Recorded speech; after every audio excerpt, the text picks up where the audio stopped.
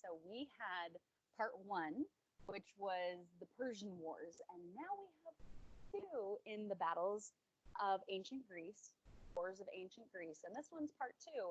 This time you have the two main powerhouses, Athens, end up going to war against fellow Greeks, Spartans.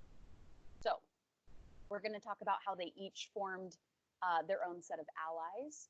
We're going to talk about the war that they went in. They went to war with each other for over 27 years. And then finally, we'll discuss, was there a winner? Is there really a winner when you are fighting your own people, fighting yourselves? So the leagues, as they're called. You have, in this case, the Athenian allies. They met on an island called Delos. And so they called their allegiance, their group, the Delian League. So these were Athenian allies. This league was made up of 150 members, and they all bordered the Aegean Sea. So let's take a look at a map here. The Delian League, which was the Athenians' allies, look at where all of this red is. So it is all of the Greek-speaking city-states that are surrounding the Aegean Sea. So this is the Delian League, 150 members. Take a look at that blue part here. So they formed an alliance with Athens. And an alliance is where you kind of agree to work together, to have each other's back, to fight together, to help each other out if necessary. They were in an alliance. It's kind of like a friendship where you're supposed to be equal. However, in this case, the Delian League, Athens ended up being by far the most powerful, by far the greatest leader. And so they forced people to come and join their league. They even kept people from leaving their league. If anybody wanted to leave their alliance, they fought against those city-states and made sure that they stayed as part of the Delian League. So the Athenian, it was supposed to be fair and equal members. However, Athens was definitely the most powerful, sort of the leader of that league. They requested money from their members, so from these city-states that they were kind of on a team with. They requested money from them, and what Athens did with that money is they used it to rebuild Athens. Remember, it had been burned by the fire. So they used money from their allies to rebuild their city-state and to build back up their navy, their fleet of boats and ships. So a little bit selfish. And what ends up happening is that some of the other city-states start to feel resentment or anger towards Athens because they were being a little bit selfish. On the flip side of this, you have the Peloponnesian League. And this is the league that Sparta was a part of. So this was a group of city-states that were allies with Sparta. They were sort of afraid of Athens. This group of people was afraid of Athens. They also had a different government than Athens. The Athenian democracy was something that the Peloponnesian League feared. And so they ended up forming a group sort of rivaling the Athenian group, the Delian League. So you have the Peloponnesian League, which is Sparta's side, and then you have the Delian League, which is Athens' side. So this is on the map, this is the part that is blue. So anywhere you see blue, that is the Peloponnesian League. And automatically I start to notice some differences, right? The Delian League, which is Athens, covers a wider area of land and islands bordering the sea. And I just am noticing that the Peloponnesian League, it looks like there's only a few clusters. Some border the sea, but definitely a smaller area than what the Delian League, the Athens allies, had. So I seem to see a little bit of a disadvantage to the Spartans, but we'll see. The Delian League, because they had so many allies on the sea, on the water, the Delian League ended up placing a trade ban. So one of the Spartan allies, Athens, came in and they said, you cannot trade. We are stopping any supplies from coming into your land, from going out of your land. And so this made Sparta very upset because this is like a Spartan friend, right? So Athens comes in and says, no, you cannot trade, you cannot move your goods. And Sparta gets upset. And so war is sparked because Athens tried to tell a Peloponnesian League member what to do. And that didn't fly back then. So war is sparked. Now remember that Sparta and Athens, they're Greek speaking. So in today's day and age, Sparta and Athens, that's Greece to us. But back then they were their own little city states. And so even though they are both Greek, they went to war against each other. So this is what is called the Peloponnesian War, and this started in 431 BC. So in this map, this city up here is going to be Athens, and we'll talk about what this is. So Spartan foot soldiers march to Athens, and they surround the city. So Spartan foot soldiers surround the city of Athens, and Pericles, who was an Athenian leader at the time, asks for all farmers, all people living on the countryside around Athens to come inside the city walls. So Pericles orders all Athenians to come inside the city walls because he thinks that's where they're going to be safe.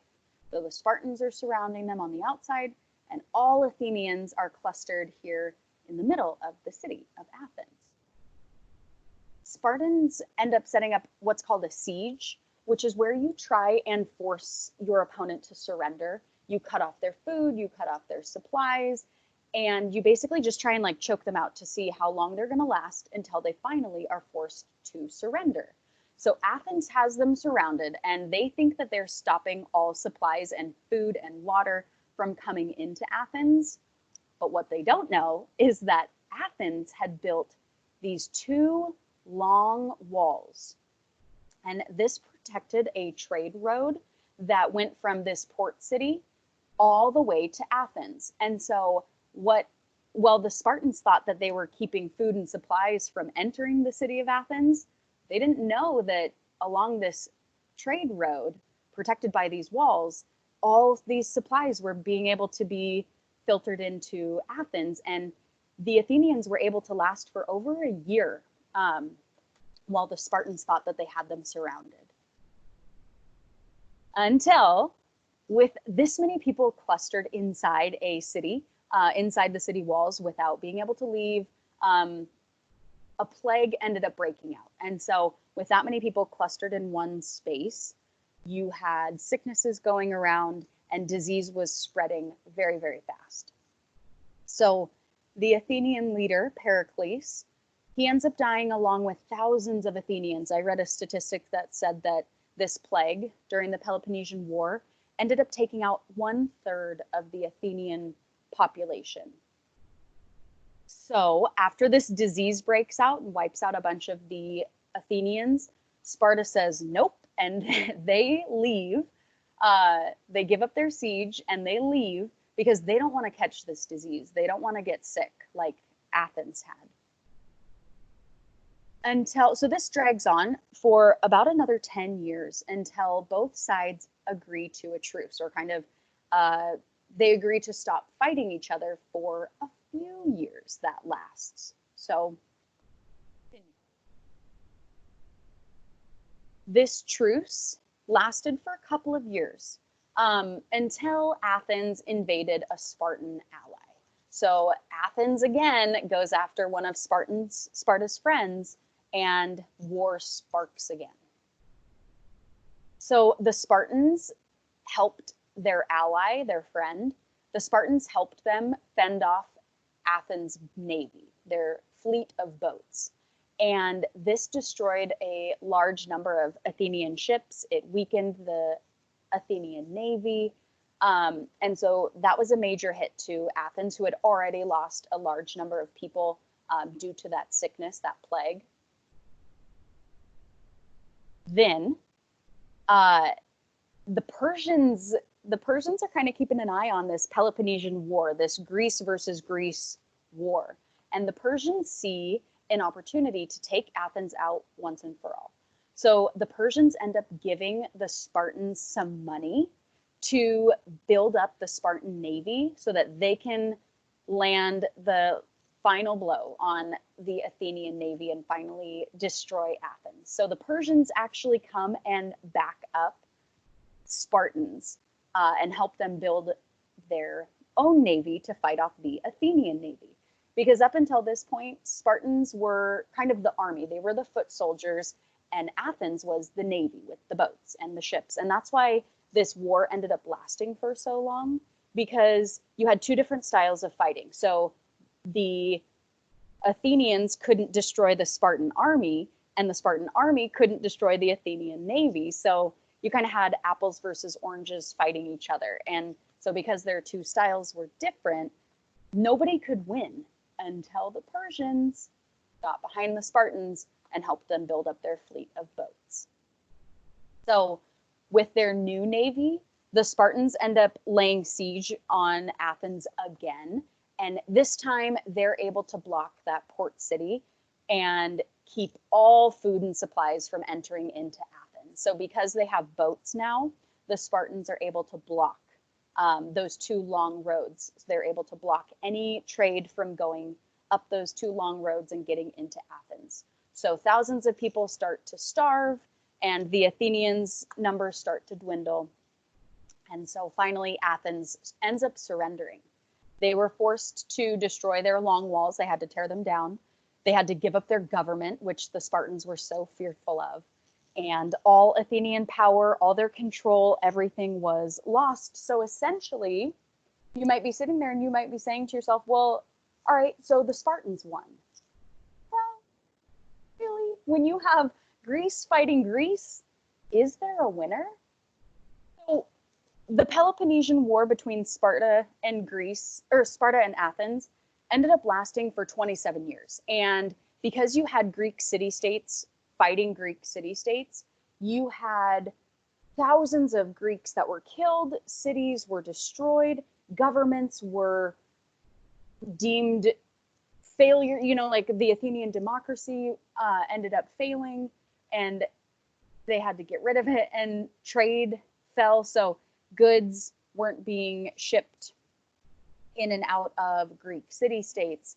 So you have the Greeks fighting the Greeks, and essentially they're just weakening themselves.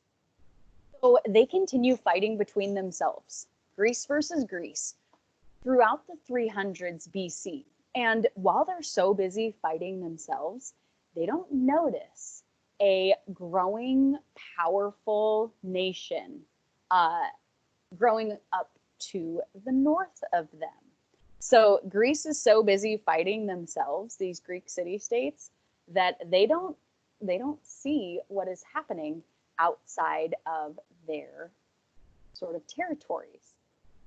So fast forward, next week we're going to talk about chapter 11, section 2, and we will get to a powerful, powerful leader who ends up uniting Greece by force, by power. So here comes the Great.